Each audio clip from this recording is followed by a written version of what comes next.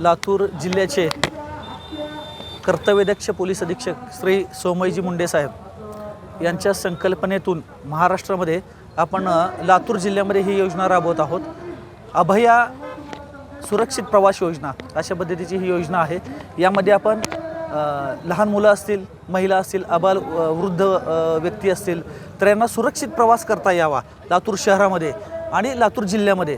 तर त्यासाठी आपण ही एक योजना राबवत आहोत। यामध्ये आपण सर्व ऑटो चालक असतील, शहरातील शहर वाहतूक बसेस असतील, तसेच कॉलेजच्या विद्यार्थ्यांना पोच करण्यासाठी कॉलेज बसेस असतील तर यांचा आपण पूर्ण डाटा आपण एकत्र केला आहे आणि एकत्र करून त्यांचे QR कोड निर्माण केलेले आहेत प्रत्येक वाहनाचे।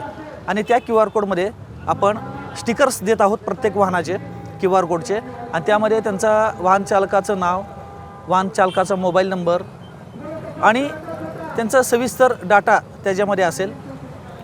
जर समजा कुठल्याही प्रकारचा प्रॉब्लेम आला किंवा एखादं साहित्य ऑटोमध्ये राहिलं, लॅपटॉप राहिला, मौल्यवान साहित्य राहिलं किंवा कुठल्याही प्रकारचा पाठलाग करण्यात आला असेल किंवा त्रास देण्यात आला असेल तर त्यावेळेस तो QR कोड स्कॅन करायचा। QR कोड स्कॅन केल्यानंतर आपण तो स्वतःकडे ठेवायचा किंवा आपले जे नातेवाईक आहेत त्यांच्याकडे पाठवायचा। तो डाटा तसाच राहील आणि जर तुम्हाला समजा कधी अडचण आली, पोलिसांची मदत तात्काळ लागत असेल तर तो ट्रॅक माय लोकेशन त्याच्यामध्ये स्कॅन केल्यानंतर स्वतःचा मोबाईल नंबर टाकायचा पॅसेंजरनी आणि ट्रॅक माय लोकेशन केल्यानंतर सदरची माहिती ही आमचं जे कंट्रोल रूम तयार केलेलं आहे त्या कंट्रोल रूमला ती माहिती कळेल।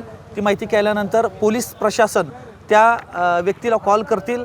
काही अडचण असेल तर ते त्यांचा जो ॲटो असेल, त्यांचा मोबाईल नंबर असेल किंवा वाहन चालकाचा मोबाईल नंबर असेल तो ट्रॅक केला जाईल आणि त्यांना पोलीस मदत तात्काळ ज्या ठिकाणी ते असतील त्या ठिकाणी पोच केली जाईल। अशा पद्धतीचा सुरक्षित प्रवास योजनेचा अभया हा प्रकल्प माननीय पोलीस अधीक्षक साहेब यांच्या संकल्पनेतून राबवण्यात येत आहे। सर, राज्यात कुठं राबवण्यात आलेलं आहे का आपणच राबवतो? महाराष्ट्रामध्ये पहिल्यांदा सातारा जिल्ह्यामध्ये या प्रकल्पाची सुरुवात झालेली आहे।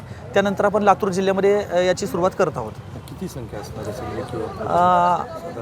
सध्या आपण 3000 प्राथमिक स्वरूपात आपण 3000 QR कोड तयार केलेले आहेत। अजून ती संख्या आपण वाढवत आहोत हळूहळू।